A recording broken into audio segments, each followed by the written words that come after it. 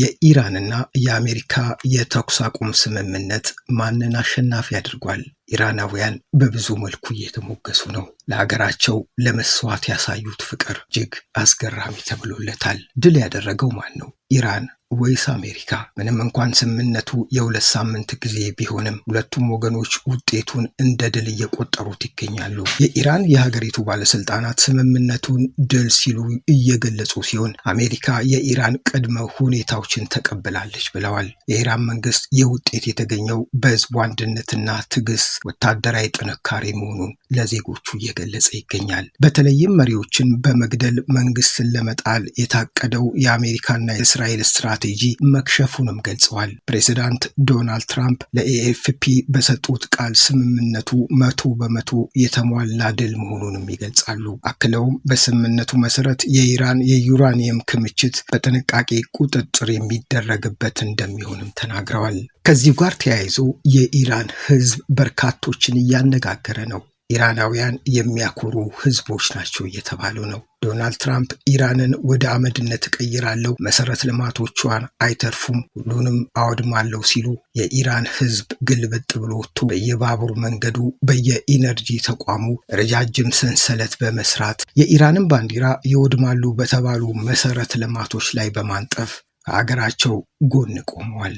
ኢራናውያን ከሀገራቸው መንግስት ጋር ትልቅ ቅራኔ ያላቸው። ባለፈው ዓመት ለምሳሌ ከፍተኛ ህዝባዊ ቁጣ ተቀስቅሶ ብዙ ሰዎች በሀገሪቱ መንግስት ጉዳት እንደደረሰባቸው ይታወቃል። ነገር ግን የኢራን ህዝብ መንግስትና ሀገር የሚለይ ረዥም ዓመት ያልተቆራረጠ ስልጣኔ ያለው ታላቅ ህዝብ መሆኑን በትላንትናው ዕለት አስመስክረዋል። የተኩስ አቁም ስምምነቱ ዓለምን ከጫና አላቋል። ኢራንና አሜሪካ ያደረጉትን የ2 ሳምንት የተኩስ አቁም ስምምነትን ተከትሎ የተለያዩ ሀገራት ደስታቸውን እየገለጹ ነው። የዓለምን ኢኮኖሚና ፖለቲካ ጫና ውስጥ የከተተው የመካከለኛው ምስራቅ ጦርነት 36 ቀናትን ተሻግሮ ምሽት ላይ በኢራንና አሜሪካ መካከል ለ2 ሳምንት የሚቆይ የተኩስ አቁም ስምምነት ተደርጎበታል። በስምምነቱ መሰረት ኢራን በመከላከያ ኃይሏ አጃቢ የሆርሙዝ ወሽመጥን ክፍት እንደምታደርግ ገልጻለች። የእስራኤሉ ጠቅላይ ሚኒስትር ቤንያሚን ኔታንያሁ የአሜሪካው ፕሬዚዳንት ዶናልድ ትራምፕ ጊዜያዊ የተኩስ አቁም እንዲደረግ መስማማታቸውንም ገልጸዋል። የተባበሩት መንግስታት ዋና ጸሐፊ አንቶኒዮ ጉተሬስ ጊዜያዊ የተኩስ አቁም ስምምነቱ ለውይይት እድል የሚሰጥና ዘላቂ የተኩስ አቁም ለማድረግ መንገድ የሚከፍት መሆኑን ይገልጻሉ። በዚህ የተኩስ አቁም ስምምነት በርካታ ሀገሮች ደስታቸውን እየገለጹ ነው። ጃፓን፣ ኢራቅ፣ ግብጽ፣ ኢንዶኔዥያ፣ ማሌዥያ፣ አውስትራሊያ፣ ኒውዚላንድ እና ሌሎችም በርካታ ሀገራት በውጭ ጉዳይ መስሪያ ቤቶቻቸው በኩል በተደረሰው የተኩስ አቁም ስምምነት መደሰታቸውን ይገልጻሉ። ሀገራቱ ዘላቂ የተኩስ አቁም እንዲያደርጉ መጠየቃቸውንም የዘገበው አልጀዚራ ነው። ኢራን ለተኩስ አቁም ስምምነት ያቀረበቻቸው 10 ነጥቦች ምን አይነት ይዘት አላቸው? ፕሬዚዳንት ዶናልድ ትራምፕ ኢራንን ለማጥፋት የሰጡት ጊዜ ገደብ ሊያበቃ 1 ሰዓት ተኩል ሲቀረው ነው የአሜሪካና የኢራን የ2 ሳምንት የተኩስ አቁም ስምምነት የተደረገው። በዚህ መሰረት ቴህራን የሆርሙዝ ሰርጥ ለጊዜው ለመክፈት ተስማምታለች። እስራኤልም በተኩስ አቁም ስምምነቱ መስማማቷን የገለጸችው።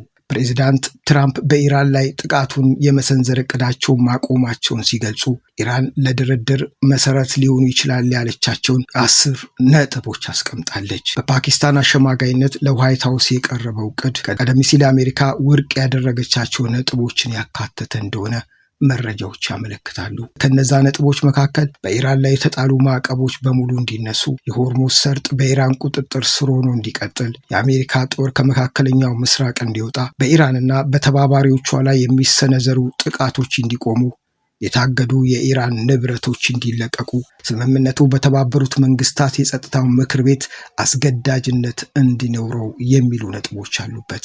መርከቦች በሆርሙዝ ሰርጥ በኩል በሰላም እንዲያልፉ ኢራን የምትፈቅድ ቢሆንም ጥበቃው ግን ወታደራዊ አመራሮቿ ስር እንዲሆን ገልጻለች። በተጨማሪም ኢራንና ኦማን በሰርጡ በሚያልፉ መርከቦች ላይ እስከ $2 ሚሊዮን ክፍያ እንደሚያስከፍሉና ገንዘቡንም ለኢራን መልሶ ግንባታ እንዲውል እቅዱ ይፈቅዳል። የሰላም ንግግሩ ካልተሳካ ግን ቴህራን ሰርጡን ዳግም ልትዘጋ እንደሚችልም ተመልክቷል። የእስራኤሉ ጠቅላይ ሚኒስትር ቤንያሚን ኔታንያሁ የተኩስ አቁም ውሳኔውን ቢደግፉም ስምምነቱ ግን ሊባኖስን እንደማያካትት ገልጸዋል። ይሁን እንጂ የፓኪስታኑ ጠቅላይ ሚኒስትር ሻህባዝ ሻሪፍ ስምምነቱ ሊባኖስንም እንደሚጨምር ነው የሚናገሩት። ቻይናም ኢራንን ወደ ድርድር ጠረጴዛ እንድትመጣ ከፍተኛ ግፊት ማድረጓ ተገልጿል።